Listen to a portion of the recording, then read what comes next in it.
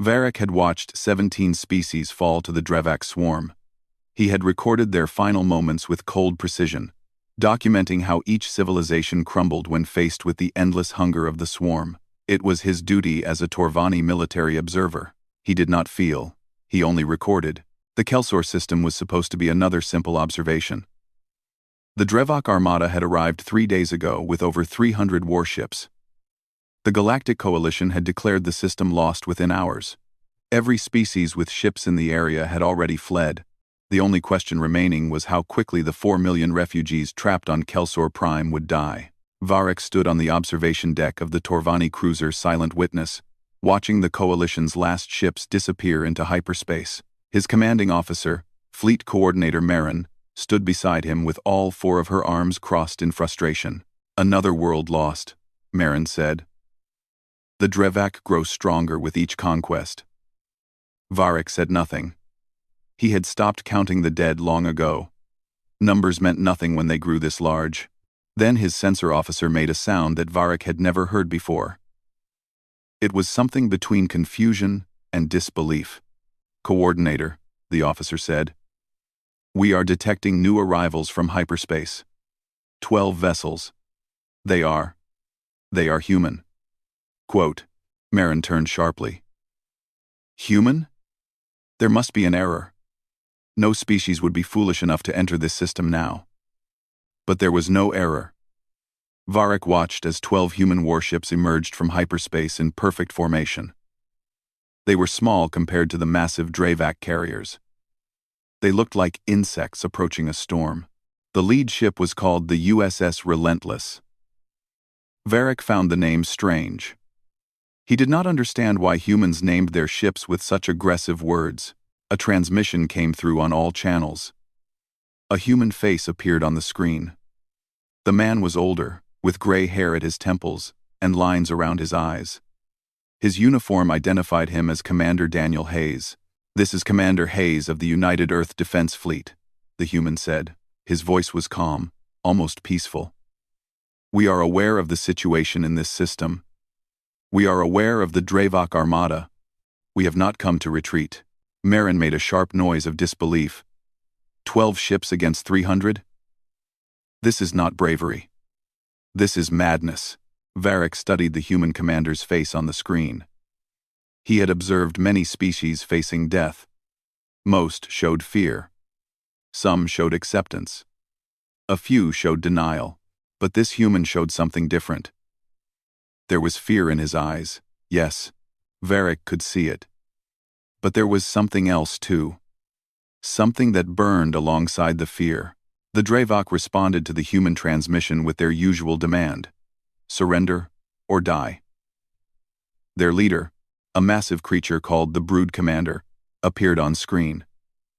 Its many eyes focused on the tiny human fleet, with what might have been amusement. "Small creatures," the Brood Commander said. "You bring toys to face the swarm. Your worlds will feed our children." Commander Hayes did not flinch. "You have threatened a civilian population under Earth's protection. You have one chance to withdraw.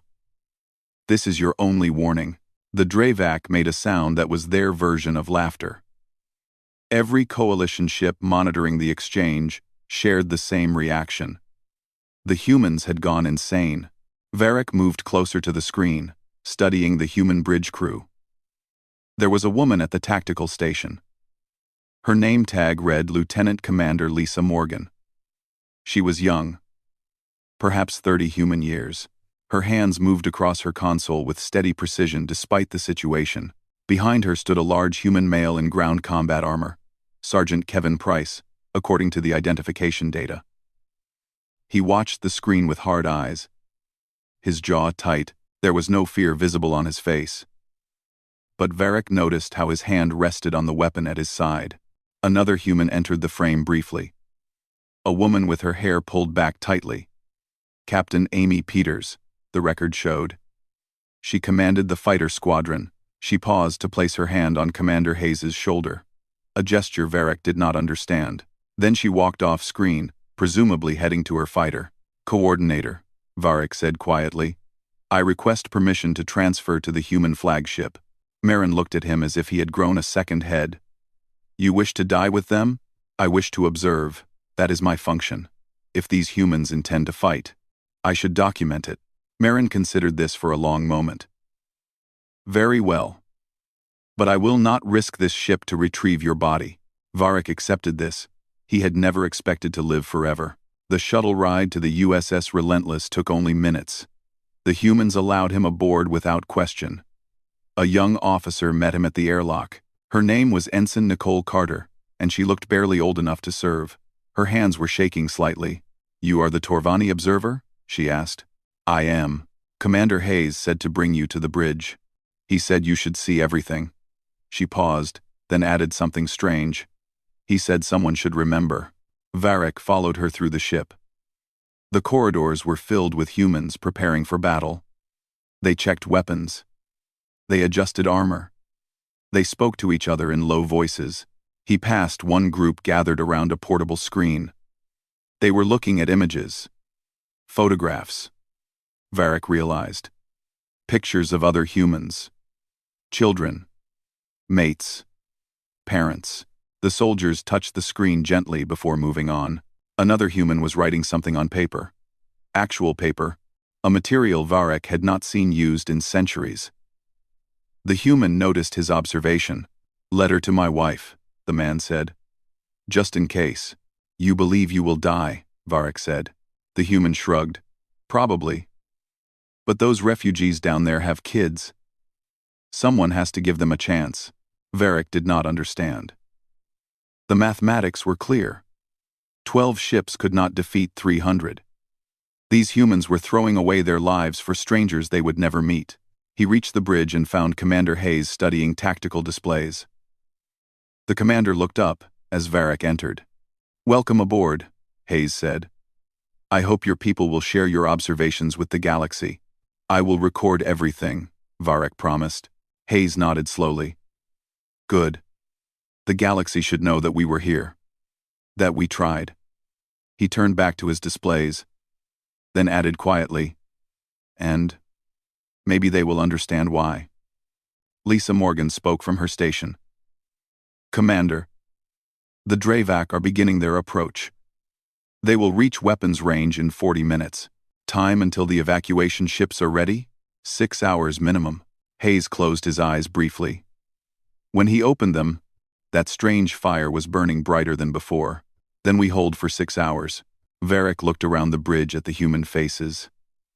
They all knew the numbers. They all knew what 6 hours meant against that armada. And yet not one of them moved to flee. Not one of them argued. Sergeant Kevin Price entered the bridge. Ground forces are ready, Commander. We will hold the surface. I know you will, Kevin. The two humans looked at each other with an expression Varric could not identify. Then Price nodded once and left to join his soldiers. Varric began his recording. He did not know what he was about to witness, but he sensed that it would be unlike anything in his centuries of observation. These humans were not preparing to die. They were preparing for something else entirely. He just did not know what it was yet. The hour before battle was the strangest time Varric had ever experienced. He had expected silence. He had expected fear. He had expected the humans to sit in darkness and wait for death. That was what other species did. That was what made sense. Instead, the USS Relentless was alive with activity and noise, and something that looked almost like celebration. Varric walked through the ship with Ensign Nicole Carter as his guide. She was still shaking, but she performed her duties without hesitation. He found this contradiction fascinating. You are afraid, he observed. Terrified, she admitted. This is my first deployment. I never thought it would be my last. Yet you stay. She looked at him with something like surprise. Where else would I go?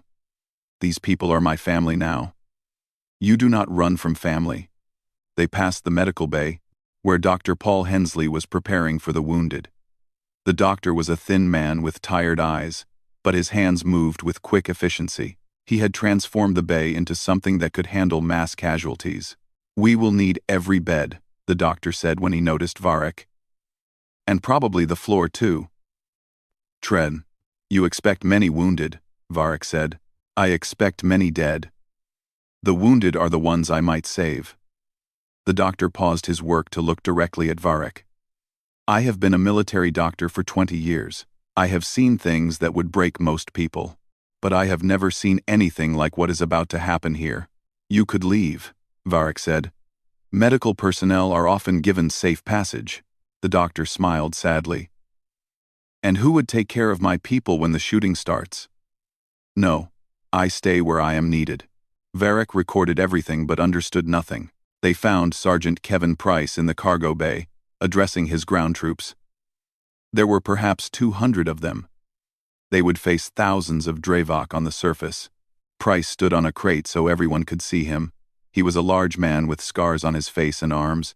He spoke plainly, without drama. I am not going to lie to you, Price said. The odds are bad. Real bad. Most of us are not going to see tomorrow. The soldiers listened in silence. Varric noticed that none of them looked away. But here is the thing, Price continued. Down on that planet, there are 4 million people who cannot fight. Kids, old folks, families who just wanted to live their lives. The Dravak will kill them all, every single one. He paused, letting the words settle. We are the only thing standing between those people and death. Not the coalition. Not the other species who ran away. Just us. Just humans. A soldier in the front raised her hand. Sergeant, what are our orders? Simple. We hold the evacuation zones. We protect the transports. We give those people time to escape. Price's voice hardened, and we make the Dravok pay for every inch of ground in blood. The soldiers did not cheer. They simply nodded. To Varric, that quiet acceptance was more powerful than any battle cry. Master Sergeant Greg Turner approached Price after the briefing. He was an older soldier. His hair gray and his face weathered by decades of service. The kids are scared, Turner said quietly. So am I, Price admitted. But scared is fine. Scared keeps you alive. Running is what gets people killed. Turner nodded. I will keep them steady. I know you will, Greg. You always do. Varric followed them to the armory, where soldiers were collecting weapons and ammunition. The equipment was good, but not exceptional. These humans did not have the advanced technology of other species.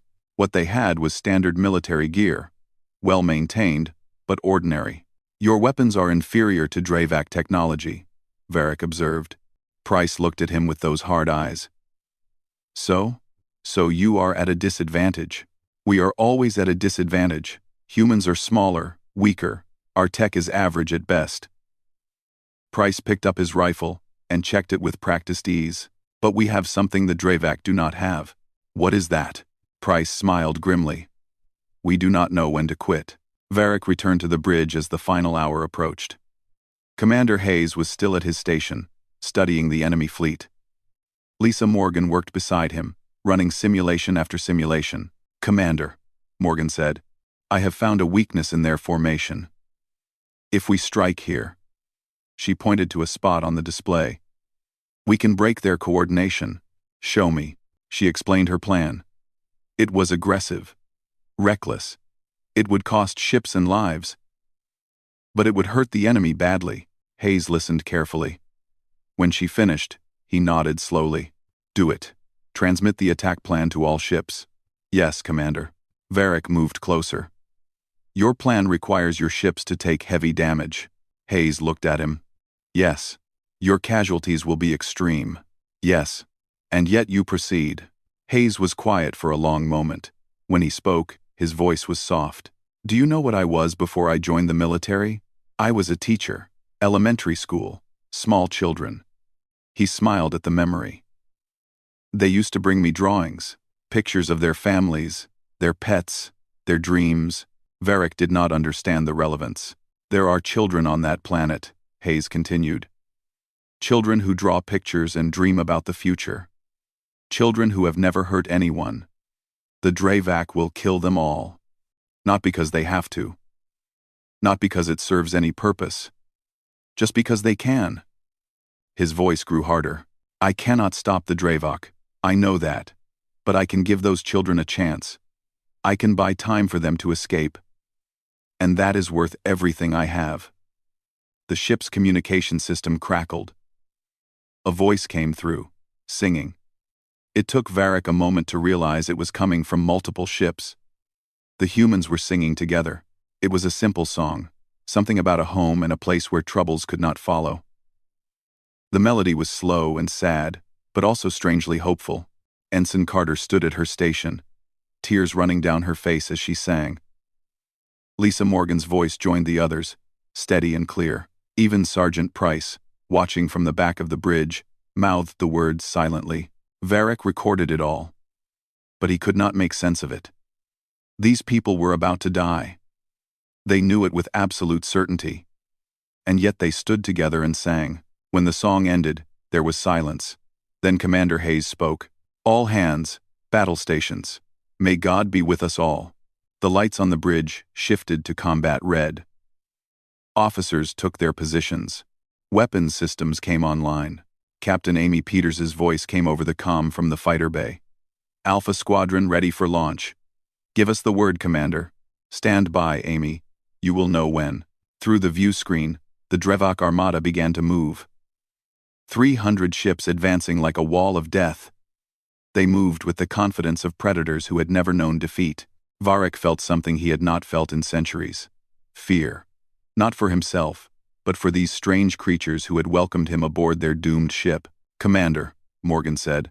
Enemy fleet, entering weapons range in 5 minutes. Hayes nodded. He stood straighter, and that fire in his eyes burned bright enough to light a star. Signal all ships. On my command, we charge. Varric opened his recording file and added a personal note. Something he had never done before. I do not understand these humans, he said quietly. But I believe I am about to. The battle began with a single word. Charge. Commander Hayes spoke it calmly, as if ordering breakfast. But the effect was immediate and violent. All 12 human ships accelerated to full speed. Not defensive speed. Not tactical speed. Full combat acceleration directly toward the enemy armada. Varric grabbed the railing as the USS Relentless surged forward. He had seen many species fight the Drevok. All of them tried to maintain distance. All of them tried to stay safe while dealing damage from afar. The humans did the opposite. They raced toward death, like they were eager to meet it. All ships, weapons free, Lisa Morgan called out. Fire at will. The space between the fleets erupted in light. Human weapons were not the most powerful in the galaxy, but they were well aimed.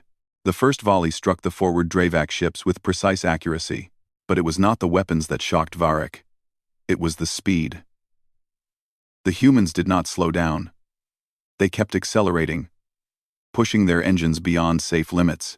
Hull stress at 115%, an officer reported. Push it to 130, Hayes ordered. The engines can take it.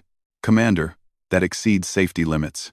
Hayes looked at the officer with something almost like amusement. We are flying toward 300 enemy ships. Safety stopped being relevant 10 minutes ago. The Drevok responded with their own weapons fire. The first human ship to take a hit was a destroyer called the Brave Thunder. The blast tore through its forward sections. The ship shuddered but kept flying. Brave Thunder reports heavy damage, Morgan said. They are maintaining course. Tell them to stay in formation. The damaged destroyer did not slow down. It did not turn. It kept charging forward with the others, trailing fire and debris. Captain Amy Peters launched her fighter squadron. 40 small craft poured out of the carrier bay and accelerated ahead of the main fleet. Alpha Squadron is away, Peters reported, targeting enemy command ships. Give them hell, Amy. Yes, sir.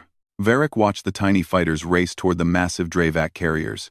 The size difference was absurd. Each carrier could have swallowed 100 fighters. And yet the humans attacked without hesitation. Peters led the charge herself. Her fighter was at the front of the formation. The most dangerous position. She was screaming something over the open channel, a war cry that Varric could not understand. The fighters reached the enemy fleet and began their attack runs. They moved through the Drevak formation like insects through a forest, too small and too fast to hit easily. Their weapons struck engines and weapon systems with surgical precision. 3 fighters died in the first 30 seconds. Then 5 more. But the survivors kept fighting. "Scratch one carrier," Peters shouted. "Its engines are gone." Moving to the next target, the main human fleet reached weapons range. The Relentless opened fire with everything it had. Energy weapons, missiles, projectile cannons. The bridge shook with each discharge. The Dravak fired back. A beam struck the Relentless's port side, and Varric felt the deck lurch beneath his feet. Alarms screamed. Damage reports flooded in. Port shields down. Hull breach on deck 7. Sealing emergency bulkheads. "Maintain course," Hayes said. Another hit. Another alarm. A support beam crashed down somewhere behind Varric. He did not move. He could not stop recording. The human fleet drove into the heart of the enemy formation like a knife. The Dravak tried to surround them, tried to crush them with numbers. But the humans would not stop moving. Ensign Nicole Carter worked her station with desperate focus. Her face was pale, her hands no longer shaking but moving with frantic speed. "Enemy fighters incoming, port side." Lisa Morgan responded instantly. "Point defense batteries, engage." The smaller weapons opened fire, creating a wall of destruction around the Relentless. Dravak fighters exploded like fireworks. But more kept coming. A human ship named the Defiant took a direct hit to its reactor. The explosion was massive, bright enough to blind sensors for a moment. When the light faded, the ship was gone. 200 humans, dead in an instant. No one on the bridge stopped working. There was no time for grief. "Defiant is down," Morgan reported. Her voice cracked slightly, then steadied, closing the gap in formation. The remaining 11 ships tightened their formation and kept fighting. Varric realized something as he watched. The humans were not trying to destroy the enemy fleet. They knew that was impossible. Instead, they were causing chaos. Their aggressive tactics had broken the Dravak coordination. Enemy ships were crashing into each other, trying to track the fast-moving human vessels. Another human destroyer, the Iron Will, lost its engines. The ship began to drift, helpless. But instead of surrendering, the captain made a different choice. "This is Iron Will. Engines gone. We are going in." "Iron Will? Say again?" "We are ramming their flagship. It has been an honor serving with you all." The crippled destroyer turned toward the Dravak command ship. Emergency thrusters fired, pushing the dying vessel forward. The Dravak fired everything they had, but the Iron Will kept coming. The impact was spectacular. The human destroyer crashed into the Dravak flagship's bridge section at full speed. Both ships died together in a massive explosion. Silence fell on the Relentless bridge. Then Hayes spoke quietly. "They took a command ship with them. Make it count." The loss of their flagship threw the Dravak into confusion. Their coordination fell apart. Ships that had been moving with perfect unity began acting independently, making them easier targets. "Enemy formation breaking," Morgan reported. "They are losing cohesion. All ships, press the attack. Do not let them reorganize." The human fleet surged forward again. They were down to 10 ships now, all damaged, but they fought like demons. Every time the Dravak tried to reform their lines, human ships would crash through and scatter them again. Captain Peters was still alive, still fighting. Her squadron was down to 18 fighters, but they had destroyed 4 carriers and damaged a dozen more. "Alpha Squadron to Relentless. We are running low on ammunition. Return to resupply." "Negative, Commander. No time. We will use what we have left and improvise after." "Amy." "I know what I am doing, sir." Peters out. Her remaining fighters made another attack run. When their missiles were gone, they started ramming enemy weapons batteries with their own ships. Varric watched 3 pilots die, buying seconds for the fleet. The battle had been raging for 2 hours. The human fleet was bleeding, but so were the Dravak. Their losses were mounting. Their formation was in chaos, and on the planet below, the evacuation ships were loading refugees. Varric looked at the tactical display. The numbers were still terrible. but they were better than they had been. The humans were actually hurting the enemy. Commander Hayes stood at his station, blood running from a cut on his forehead. He had not sat down since the battle began. He had not shown any sign of weakness. "Status on evacuation?" he asked. "First wave launching in 30 minutes, Morgan replied. "Second wave in 2 hours. Then we hold for 2 more hours. "Commander, we may not have 2 hours." Hayes smiled grimly. "Then we will take as many of them with us as we can." Varric recorded every moment, every death, every act of impossible courage. He had watched 17 species fall to the Dravak. None of them had fought like this. These humans were not just dying, they were making the Dravak afraid. For the first time in recorded history, the swarm was learning what it meant to face an enemy who did not know how to surrender. The ground war was worse than space. Varric had requested transfer to the surface after the 3rd hour of battle. He wanted to see everything. He needed to understand. The shuttle dropped him in the middle of a ruined city. Kelsor Prime had been beautiful once. Now it was burning. Sergeant Kevin Price met him at the landing zone. The big soldier was covered in dust and blood. Some of it was his own. Most of it was not. "You came down here to die with us?" Price asked. "I came to observe," Price shrugged. "Your funeral. Stay close and try not to get shot." The ground forces had established a defensive line around the evacuation zone, 200 human soldiers against thousands of Dravak warriors. The mathematics were even worse than in space, but the humans were holding. Varric followed Price through the trenches. Human soldiers crouched behind barriers, firing at the approaching enemy. The sound was deafening. The smell of smoke and blood was everywhere.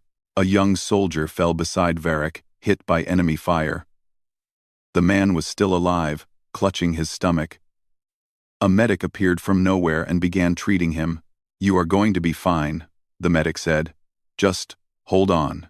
The wounded soldier grabbed the medic's arm. "Do not leave me. I am not going anywhere, I promise." Varric moved on. There was too much happening to focus on any single moment. Master Sergeant Greg Turner was holding a position at a bridge. The bridge was the only crossing point over a deep ravine. If it fell, the Dravak would have a direct path to the evacuation zone. Turner had 15 soldiers with him. They faced over 200 Dravak. "Hold this line," Turner shouted. "Nothing gets across." The Dravak charged. They came in waves, their massive bodies crashing against the human defenses. Turner's soldiers cut them down with precise fire, but more kept coming. A Dravak warrior broke through and lunged at Turner. The old soldier did not retreat. He drew his combat knife and met the creature head-on. They struggled for a moment. Then Turner drove the blade into the creature's throat. He was bleeding from a dozen wounds, but he returned to his position and kept fighting. "Sergeant Turner," Price called over the radio. "Fall back to secondary position." "Negative. If we fall back, they take the bridge. We hold. That is suicide." "Maybe. But those evacuation ships need another hour." Turner looked at his soldiers. They were exhausted, wounded, running low on ammunition, but not one of them suggested retreat. "We hold," Turner said again. Varric watched them fight. For 11 minutes, 15 humans held that bridge against everything the Dravak could throw at them. When reinforcements finally arrived, only 6 of them were still standing. Turner was one of them, held upright by sheer will. "Good job," Price said when he reached them. "Medics are coming." Turner nodded weakly. "Did we buy enough time?" "You bought plenty. Rest now." The old soldier finally allowed himself to collapse. Varric found Dr. Paul Hensley in a makeshift medical station. The building was half destroyed, missing its roof and most of one wall. Inside, the doctor worked surrounded by the wounded. He was operating on a soldier while the building shook from nearby explosions. His hands were steady despite the chaos. "Hand me that clamp," he said to a nurse. Quickly, the nurse obeyed. The doctor worked for another minute, then stepped back. "He will live," Hensley announced. "Next patient." There was always a next patient. The wounded kept coming. Hensley did not stop. He moved from one to the next without rest, saving those he could. A massive explosion struck nearby. Part of the ceiling collapsed, showering the medical station with debris. Hensley shielded his current patient with his own body. When the dust cleared, he resumed working. "Doctor," Varric said, "you should evacuate." Hensley did not look up. "When the last of my patients is safe, I will leave. Not before. You could die here. So could they. The difference is, they cannot help themselves. I can." Varric had no response to that. The battle shifted as the 4th hour passed. The Dravac were taking heavy losses but kept attacking. Their numbers seemed endless. Human casualties were mounting. Price took a hit to his shoulder. The impact spun him around and knocked him to the ground. Varric was close enough to hear the sergeant curse loudly. A younger soldier rushed over. "Sergeant, you need medical attention." Price was already getting back to his feet. "I need to kill more of these things. The wound can wait." "Sir, you are losing blood." "I have plenty of blood." Price retrieved his weapon and returned to the line. "Focus on the enemy. Focus on the enemy." The young soldier looked at Varric with disbelief. Varric could only shrug. He did not understand it either. The evacuation ships began launching. Varric could see them rising from the evacuation zone, carrying refugees to safety. Each ship held thousands of civilians. Children. Families. The innocent people who had no part in this war. The Dravac tried to shoot them down. Human ships in orbit intercepted every attack. More human lives spent to protect strangers. Price watched the ships rise with something like peace on his face. "That is what we are fighting for," he said. "Every ship that escapes is a victory." "Your people are dying," Varric said. "Yes, but so are the Dravac. And those civilians are living. That is the trade we made." Another evacuation ship launched, then another. The flow was steady now. Hundreds of thousands of refugees were escaping while the humans bought them time. In orbit, the human fleet was down to 6 ships. All of them were damaged. Several were barely functional. But they kept fighting. Commander Hayes had transferred to the cruiser Valiant after the Relentless lost its main weapons. He refused to stop fighting. Refused to retreat to safety. Lisa Morgan was still on the Relentless, coordinating the remaining ships. Her voice over the radio was hoarse but steady. "Second wave of evacuation ships is away. Beginning third wave loading." "How long?" Hayes asked. 90 minutes. "We will hold." "Commander," Morgan hesitated. "We may not survive 90 minutes. Then we will hold as long as we can. Every minute counts." Varric sat in the ruins of a building, recording everything. His equipment was damaged. His own body had taken minor wounds from debris. But he kept recording. He watched humans die. He watched them kill. He watched them save people they had never met. A young soldier came to rest beside him during a brief pause in fighting. The man was barely 20 years old. His face was streaked with tears and blood. "Why are you here?" the soldier asked. "You are not human. This is not your fight." Varric considered the question carefully. "I am here to witness." "Witness what? Us dying?" "I do not know yet." Varric paused. "Perhaps I am here to understand." "I understand what?" Varric looked out at the battlefield. At the humans who kept fighting despite impossible odds. At the evacuation ships, carrying refugees to safety. At the dead who had given everything for people they would never know. "Why you fight?" Varric said finally. "I have watched many species fall to the Dravac. None of them fought like this. I want to understand why." The young soldier was quiet for a moment. Then he stood, checked his weapon, and prepared to return to the line. "It is simple," he said. "Those are our people out there. Not just humans. Everyone in those evacuation ships. They became our people the moment they needed help. And you do not abandon your people." He ran back to his position, leaving Varric alone with his thoughts. The battle continued. The humans held. And for the first time, Varric began to understand. The evacuation was complete. 4,300,000 300,000 refugees escaped Kelsor Prime. Every single civilian who reached the evacuation zone made it to safety. Not one transport was lost. The cost was terrible. Varric stood on the deck of the Torvani cruiser Silent Witness, watching the aftermath. The human fleet had been reduced to 3 ships. 3 out of 12, 2 destroyers and 1 cruiser, all barely holding together. The ground forces had taken 60% casualties. Over 100 human soldiers dead, many more wounded. And the Dravak had retreated. For the first time in recorded galactic history, the swarm had withdrawn from a battle. They had lost over 80 warships and tens of thousands of warriors. Their advance had been broken. Commander Daniel Hayes was among the dead. He had transferred to a crippled destroyer when its captain died, taking command for the final hour of battle. When the destroyer finally lost power, Hayes had ordered the crew to evacuate, while he stayed to operate the weapons manually. The ship had destroyed 3 more Dravak vessels before it finally exploded. Lisa Morgan had survived. She stood on the bridge of the Relentless, which was being towed by a Torvani rescue vessel. Her eyes were red from crying, but her voice was steady as she directed damage control operations. Captain Amy Peters had landed her damaged fighter on an evacuation ship when she ran out of fuel. She had lost 26 of her 40 pilots. She was sitting in the cargo bay, staring at nothing.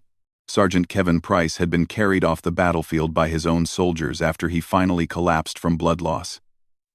He was alive, in critical condition, receiving treatment in the same medical station where Dr. Hensley had saved dozens of lives. Hensley himself had worked for 18 straight hours before collapsing from exhaustion. He had saved over 60 soldiers. He had lost 11.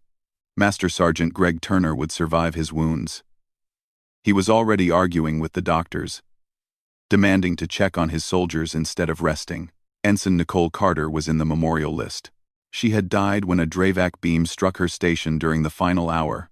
She had been transmitting evacuation coordinates when she was killed. Her data had saved 2 transport ships. Varric compiled all of this information for his report.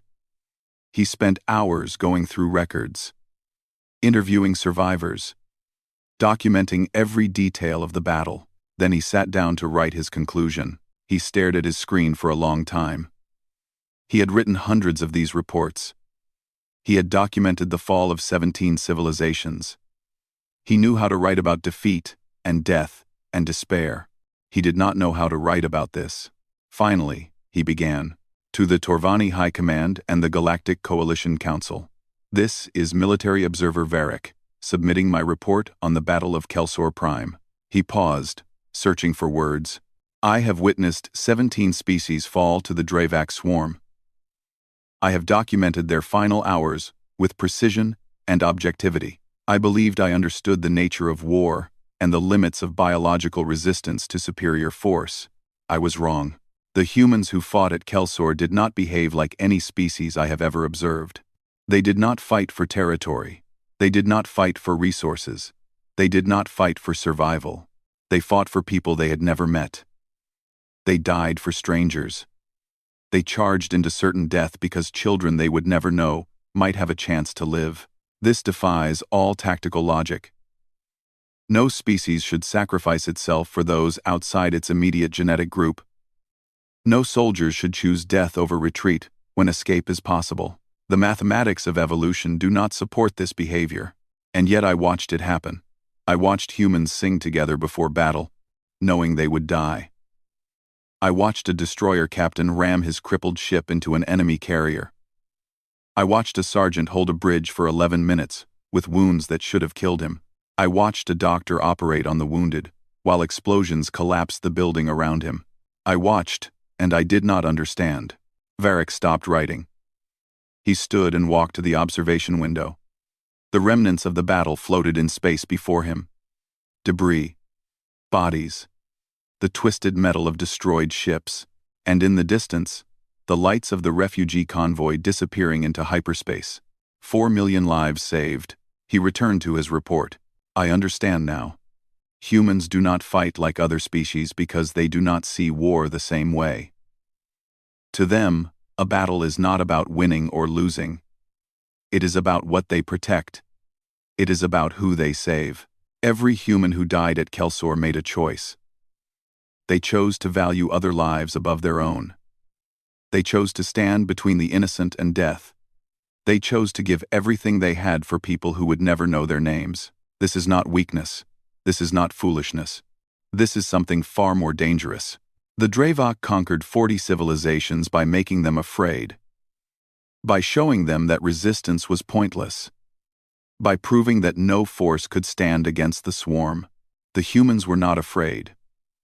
Or rather, they were afraid. But they fought anyway. They took their fear and turned it into fury. They took their despair and transformed it into determination. The Dravok have never faced an enemy like this. They do not understand creatures who fight harder when the odds are worse. They cannot comprehend beings who charge toward death rather than away from it. My conclusion is this. Any species that threatens what humans love will face not merely soldiers, but something far more dangerous. They will face a people who have decided that some things are worth dying for. The galaxy has not yet realized what happened at Kelsor. They see a small fleet that was nearly destroyed. They see a tactical victory with terrible losses. I see something different. I see the end of the Dravok age. I see the rise of a species that will change everything. I see the beginning of something new in the galaxy, because the humans did not just survive Kelsor. They made the swarm bleed. They made them retreat. They showed the galaxy that the Dravok can be beaten, and they will do it again, and again, until the swarm is broken. This is my report. This is my witness. This is what I saw at Kelsor Prime. Varric finished writing and submitted the report. Then he requested permission to attend the human memorial service. It was held in the cargo bay of the Relentless. Every surviving human was there. Many Torvani came as well, and members of other species who had watched the battle from safety. The humans stood together. They spoke the names of the dead. They shared stories. They laughed at memories and cried for friends who were gone. Lisa Morgan spoke about Commander Hayes. She talked about his kindness, his wisdom, his refusal to ever abandon anyone who needed help. Kevin Price, still bandaged and supported by 2 soldiers, spoke about the ground troops. He named every soldier who died, sharing something personal about each one. Amy Peters spoke about her pilots. Her voice broke several times, but she finished. When the ceremony ended, the humans sang again. The same song they had sung before the battle. That slow, sad melody. About home and peace. Varric stood among them. He did not know the words, but he felt something he had never felt before. He felt honored to have witnessed this. After the service, Lisa Morgan approached him. "Thank you for coming," she said. "It means a lot to us." "I wanted to be here," Varric said. "I wanted to honor them," Morgan smiled sadly. "Will the galaxy know what happened here?" "I will make sure of it. Your people's sacrifice will not be forgotten." She nodded. "Good. They deserve that much." She started to walk away, then stopped. "Varric, why did you really come down to the surface during the battle? You could have observed from orbit." Varric thought about the question for a long time. "I wanted to understand," he said finally. "I have spent my life watching species die. I wanted to know what it felt like to fight instead of observe." "And, did you find your answer?" Varric looked around at the surviving humans. At their wounds and their grief and their unbroken spirit. "Yes," he said. "I think I finally did."